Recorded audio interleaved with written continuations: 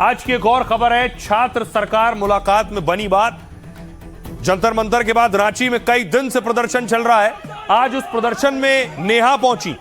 नेहा पर इंक फेंक दी गई जैसे ही वो पहुंची थी। नेहा अनशन पर थी जंतर मंतर में। नेहा अब रांची में छात्रों का समर्थन करने पहुंची थी। किसी ने देखिए इंक से हमला किया है, स्याही उनके ऊपर डाल दी।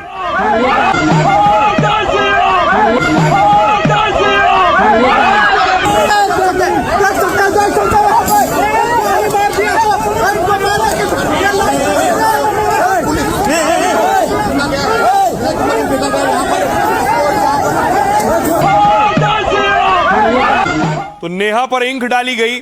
उसके बाद देखिए इंक डालने वाले की पिटाई शुरू हुई। नेहा आईसा की चीफ है, लेफ्ट की स्टूडेंट विंग, और उसके बाद देखिए जिसने इंक डाली थी लोग उस पर टूट पड़े।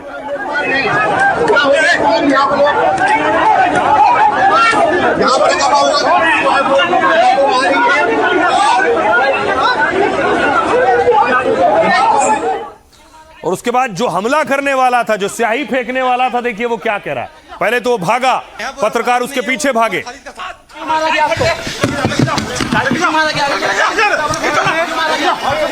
यहाँ बुरा पसंद नहीं है, वो उमर खालिद का समर्थक है, इसीलिए फेंके। हमको कोई फर्क नहीं पड़ता।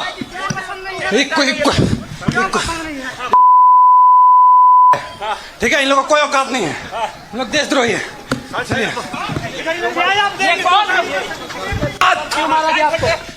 और स्याही फेंकने वाले को सुन लिया। दूसरी तरफ देखिए नेहा सामने आई, उन्होंने माइक थामा मंच पर, तो स्याही फेंकने वालों को जवाब दिया। यहाँ पे मौजूद तमाम छात्रों को फूल जोहर, बहुत बहुत क्रांतिकारी इस्तकबाल। क्योंकि आप लोग बार बार पूछ रहे हैं कि स्याही फेंक दी क्या करेंगे। 20 जुलाई को हमारे ऊपर टीयर गैस शेल फेंके गए थे, लाठियां फेंकी गई थी, पेलेट गन्स चलाए गए थे। अगर तब छात्र नहीं डरे तो आपकी ये मामूली सी स्याही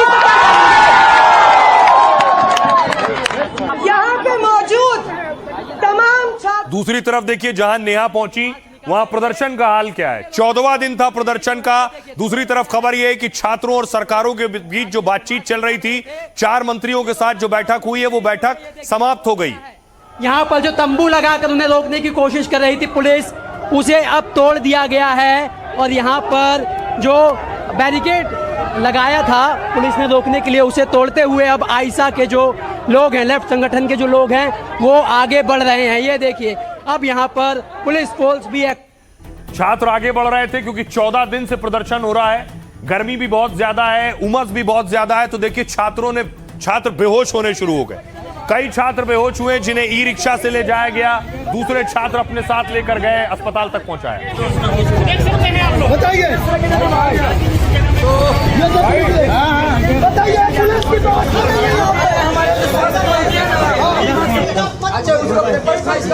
ये देखने वाली बात है किस तरह से सरकार को ऊपर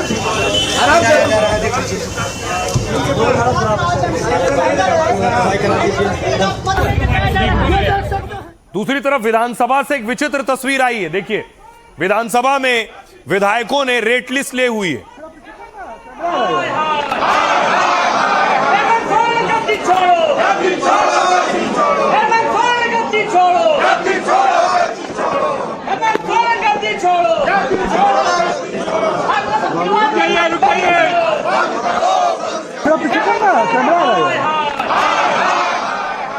तो आइए खबर बड़ी ये है कि विधायक साहब रेट लिस्ट लेकर पहुंचे कि नौकरी की रेट लिस्ट क्या है। देखिए रेट लिस्ट क्या है। झारखंड में पैसा दो और नौकरी लो, ये है रेट लिस्ट। आप देख रहे हैं डीएसपी की नौकरी के लिए दावा किया गया कि 1 करोड़ 20 लाख रुपए रेट लिस्ट है। BDO block development officer 90 lakh रुपए दो, बीडीओ की पोस्ट लो। सीओ के लिए 1 करोड़ रुपए का रेट चल रहा है। और एफआरओ के लिए, फॉरेस्ट रिजर्व ऑफिसर के लिए 80 लाख रुपए का रेट है। सीजीएल के लिए 70 लाख रुपए का रेट चल रहा है और सब इंस्पेक्टर के लिए 40 लाख रुपए का रेट है। पीजीटी के लिए, पोस्ट ग्रेजुएट टीचर के लिए 30 लाख रुपए की रिश्वत चलती है। यह दावा किया गया विधानसभा में। सुनिए जरा, अब आपको सुनवाता हूं क्या कुछ कह रहे हैं इस पर सियासतदान?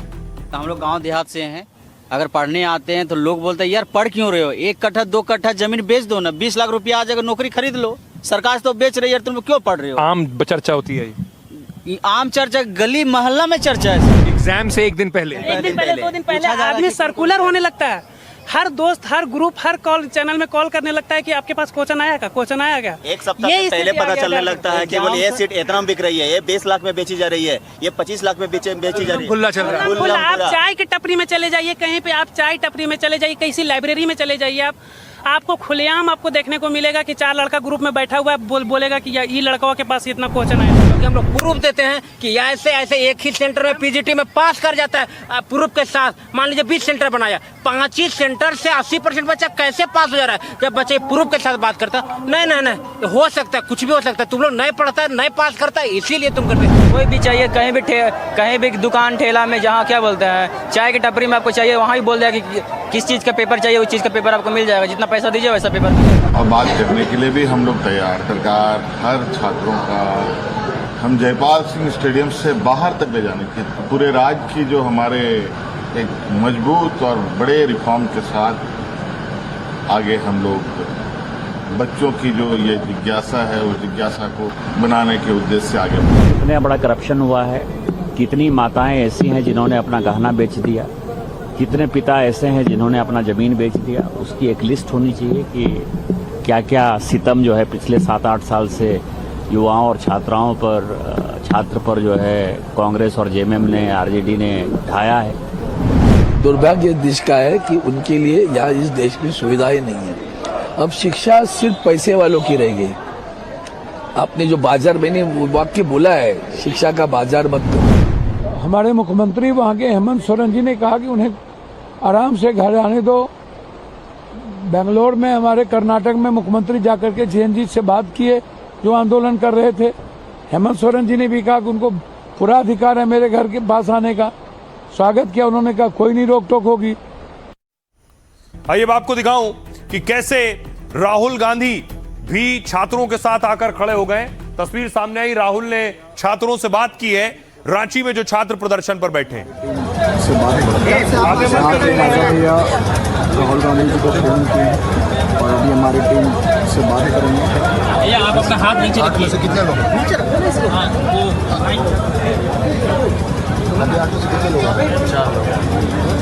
4।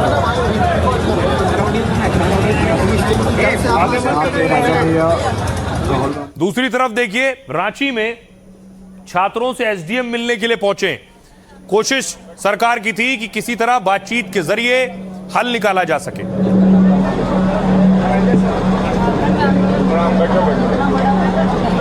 प्रधानमंत्री की चुनाव लड़ा था ना।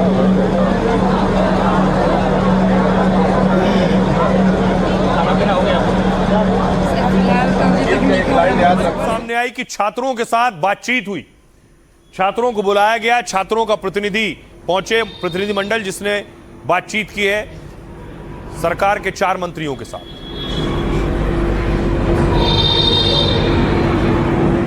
अब आपको बताऊं झारखंड में बातचीत से क्या बनेगी बात, कैसे बातचीत हुई है, देखिए जरा।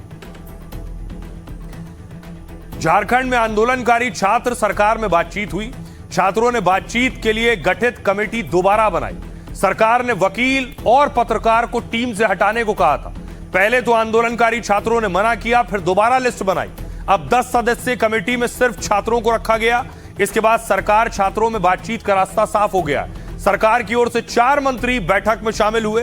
रांची के मोराबादी स्टेट गेस्ट हाउस में बातचीत हुई। अपनी 5 मांगों को लेकर छात्र 14 दिन से आंदोलन पर हैं। जेपीएससी और जेएसएससी परीक्षाओं में धांधली को लेकर छात्र प्रदर्शन कर रहे हैं। पिछले 3 दिनों से 2 छात्र और 2 छात्राएं आमरण भूख हड़ताल पर हैं। छात्रों के मुताबिक बिना किसी ठोस निर्णय के आंदोलन खत्म नहीं होगा।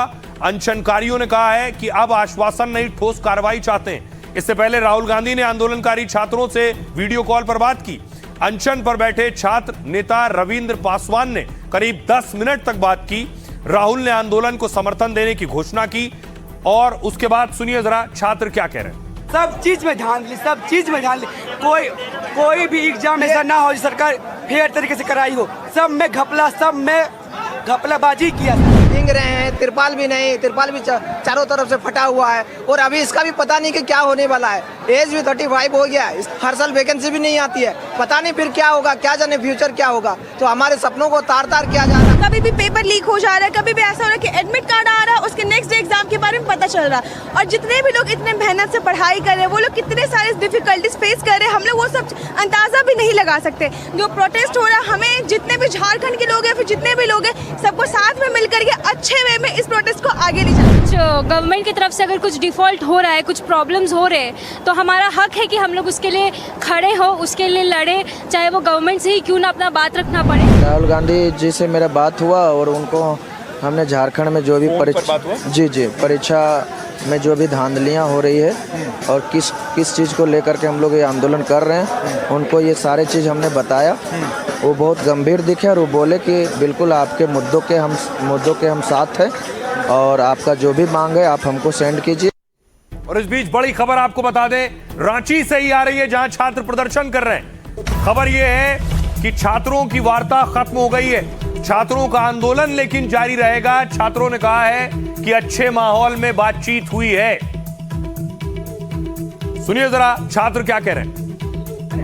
क्या बातचीत रही आप लोगों की और क्या निर्णय लिया गया? अभी बस लिया गया है और आगे का वार्ता भी चलेगा, आंदोलन कंटिन्यू होगा। क्या कहा गया? हाँ चलेगा। मंत्री ने क्या कहा आप लोगों की बात पर? हम लोगों की बात को सकारात्मक लिया गया है और मुख्यमंत्री जी से बात करेंगे और उसमें समाधान किया जाएगा। ठीक, चलिए। और अब सवाल यह है कि छात्र आंदोलन कर रहे हैं शहर शहर, नेता भी परेशान है, उन्हें लग रहा है जनजी तो कहीं भी खड़ा हो जाता है प्रदर्शन करने, तो अब क्या करना चाहिए? क्या हमारा कनेक्ट जनजी से कट गया है? इसलिए नेता जनजी के साथ, युवाओं के साथ खुद का जुड़ाव के लिए उनसे मुलाकात, समारोह और प्रोग्राम कर रहे हैं। एक तस्वीर दिखाऊं, राहुल गांधी सबसे पहले प्रयागराज में एक प्रोग्राम करने वाले, पहले परमिशन को लेकर बवाल था, उसके बाद परमिशन मिल गई है और राहुल गांधी भी युवाओं के साथ, जनजी के साथ ये प्रोग्राम करने वाले हैं।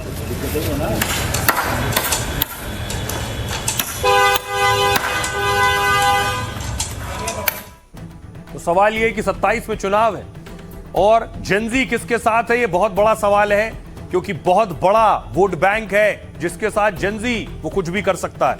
इसलिए सभी चाहते हैं कि वो युवाओं के साथ दिखें भी। राहुल गांधी, यूपी में 2027 चुनाव को लेकर जनजी वोटर पर सबकी नजर है। राहुल गांधी 8 अगस्त को प्रयागराज में छात्रों से बात करेंगे। पहले राहुल के छात्रों की गूंज कार्यक्रम की इजाजत राहुल को नहीं मिली।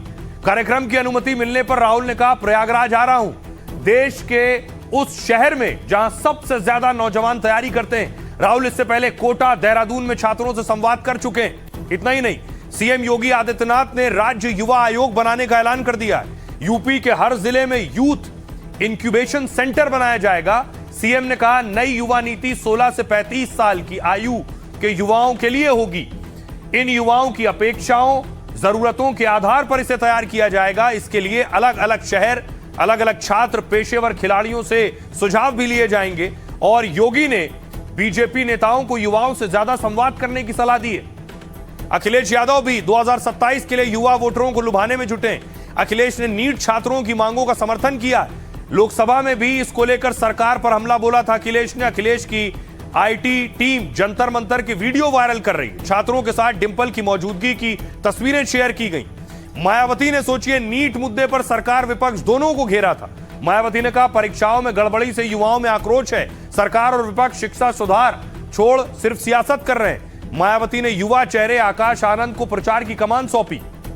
अब सवाल यह, दरअसल यूपी में जनजी वोटर अब सिर्फ फर्स्ट टाइम वोटर नहीं है। पहली बात, 27 चुनाव से पहले वो सियासत के केंद्र में आ चुके हैं। यूपी में अगली सरकार के बनने में जनजी वोटर की बहुत बड़ी भूमिका होने वाली है। उत्तर प्रदेश में 28 से 30% आबादी जनजी है। सोचिए, किसी भी जाति और धर्म से ज्यादा ये वोटर। यूपी में 18 से 40 साल के युवाओं को जोड़ें तो यह आंकड़ा 40% पहुंच जाता है। मतलब यूपी की 25 करोड़ आबादी में इनकी संख्या करीब 10 करोड़ है। तो अब सियासतदानों का दिमाग, जहन, सब कुछ उस 10 करोड़ वोटर की तरफ जा रहा है। सुनिए जरा क्या कह रहे हैं। इलाहाबाद में जाकर कहने वाला हूं, हमारा एजुकेशन सिस्टम कोलैप्स्ड है, बहुत महंगा है, और ऑप्रेसिव है।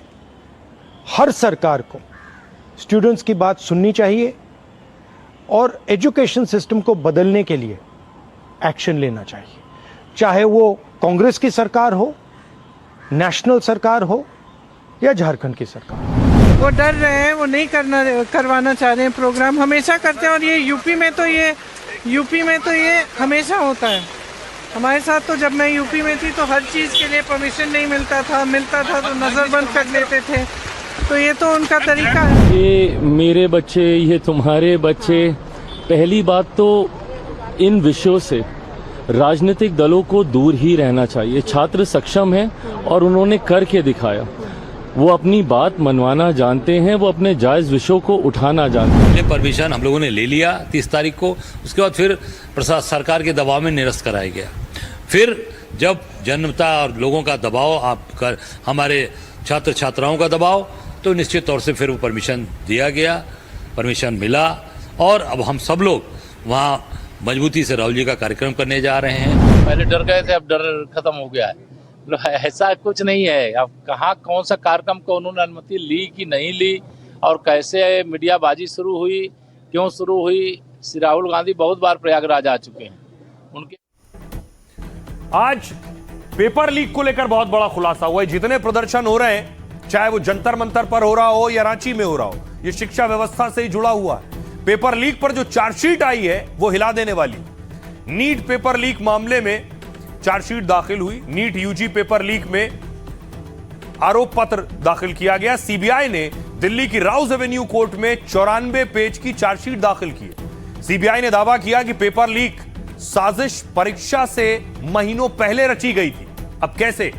एनटीए के एक्सपर्ट्स, यानी जिनको पेपर बनाने की जिम्मेदारी दी गई है, उनके एक्सपर्ट्स पेपर तैयार करने के दौरान सोचिए सवाल याद कर रहे थे। सवाल याद करके घर जाते थे, घर जाकर सवाल लिख लेते थे। एनटीए ऑफिस से होटल लौटकर याद किए गए सवाल पर्चियों में लिखते थे। एनटीए ऑफिस में आते जाते समय एक्सपर्ट्स की तलाशी नहीं होती थी। उन्हें रफ वर्क के लिए कागज दिए जाते जिस पर कई सवाल नोट किए गए। इसके बाद बिचौलिए कोचिंग नेटवर्क के जरिए छात्रों तक सवाल पहुंचते थे। चार्जशीट के मुताबिक पेपर लीक किसी एक व्यक्ति की साजिश नहीं थी, बल्कि एक्सपर्ट्स, कोचिंग संचालक, बिचौलिए और छात्रों का नेटवर्क था। बिचौलियों ने एग्जाम से महीनों पहले एनटीए के 3 एक्सपर्ट से संपर्क किया। इनके बीच लगातार बातचीत, मुलाकातें और पैसों का लेन देन हुआ था। बाद में पेपर टेलीग्राम, व्हाट्सएप, पीडीएफ और बाकी डिजिटल जरियों से फैलाए गए। चार्जशीट 28 जुलाई को दाखिल की गई थी, लेकिन जानकारी अब सामने आई है। तो सोचिए, हिला देने वाला सच ये है कि जिस टीम को पेपर बनाने की जिम्मेदारी दी गई, उन्हीं एक्सपर्ट्स ने सवाल लीक कर दिए, पेपर लीक कर दिया। खबरों में आगे बढ़ते हैं। आज की एक और खबर है मॉनसूनी मनमानी और हर तरफ सिर्फ पानी। तस्वीर देखिए, पहली तस्वीर मैं आपको दिखाऊं। पहली तस्वीर दिल्ली की है। दिल्ली में लगातार बारिश हो रही है, सुबह से बारिश हो रही है। उसके बाद दिल्ली का हाल देखिए जरा। नाले में बच्चा गिर गया है, देखिए जरा, नजर आ रहा है आपको? एक बच्चा नाले में गिर गया है। स्कूल बैग लेकर जा रहा था और सीधे नाले के अंदर चला गया। नाला खुला हुआ था।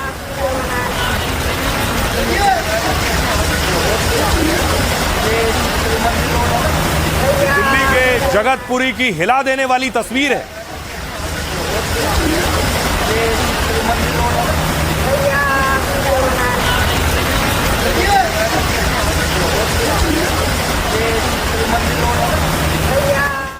अब आपको गुरुग्राम लिए चलता हूं, दिल्ली के पड़ोस में। गुरुग्राम में देखिए जरा, बारिश के बाद हाईटेक सिटी का हाल देखिए क्या हो गया है। ऑटो फंस गया है और ऑटो ड्राइवर खींच रहा है।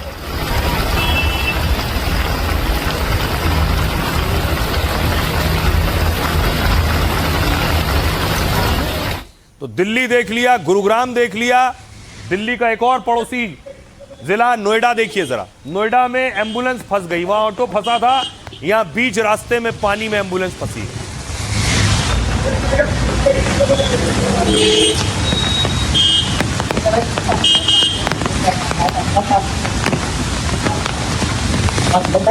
अब आपको लुधियाना लिए चलता हूं, वहां देखिए तस्वीर जो आई, एक गड्ढा देखिए जरा, बीच सड़क कई फीट गहरा गड्ढा बन गया है।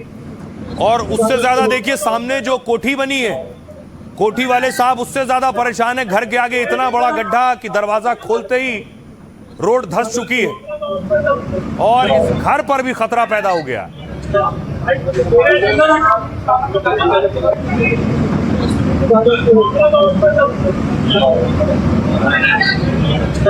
और उसके बाद देखिए आगरा की तस्वीर दिखाऊं, यहां भी एक गड्ढा हुआ। नेताजी ने सीढ़ी लगाई, सीढ़ी लगाकर नेताजी गड्ढा नापने उतर गए।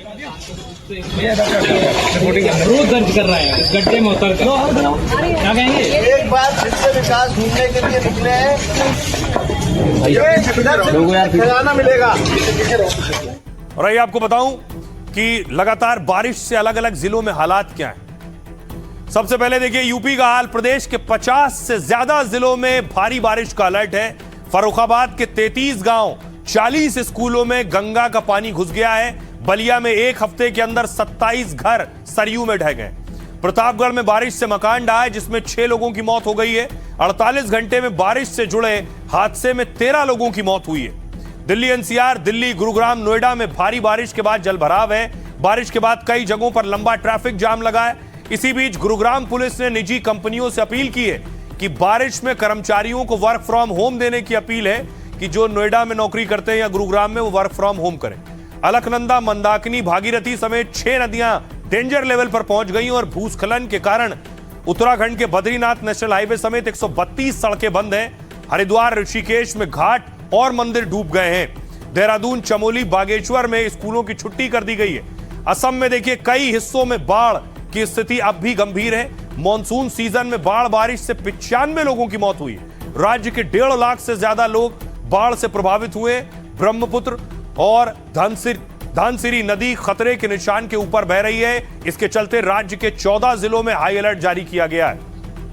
सुनिए मौसम वैज्ञानिक क्या कह रहे हैं, अभी कितने वक्त तक हालात ऐसे ही बने रहने वाले हैं।